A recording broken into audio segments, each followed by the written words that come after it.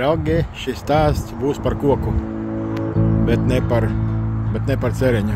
Vienkārši cereņi man patīk tas skaistums, kas te notiek.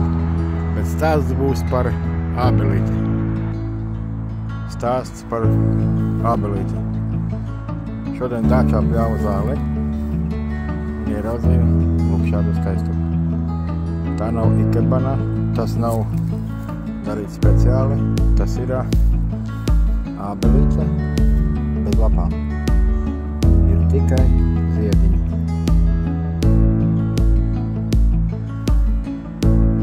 Nesen es patiesībā gribēju viņu mest ārā, jo žurkas ir nograuzušas visas saknes viņai. Pārējais tikai stumbenītis. Es iestādīju viņu atpakaļ. Mēsloju. Ūdens viņai tika vairāk kā citām ābelītēm. Un viņa sasparojās.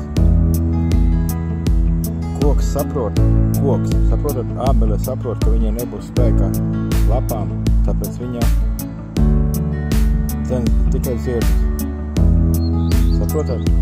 Tāpēc viņas misija ir dot augļus. Un augļi ir no ziediem. Un viņa dzen tikai ziedus.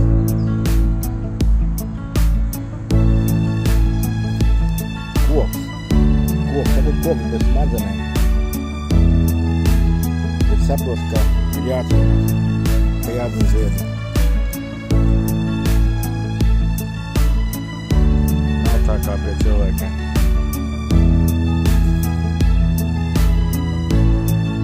Un ja koks cīnās, kas atliek mums?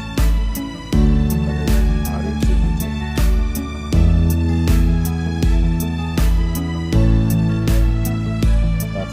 Video, bet, personīgi man patīk tas cīņas par. Viņa nevaino žurkas, kas nograuza saknes, nevaino mani, varbūt par nemākulīgu kopšanu, bet viņa vienkārši ņem un cīnās. Saprotat? Koks cīnās.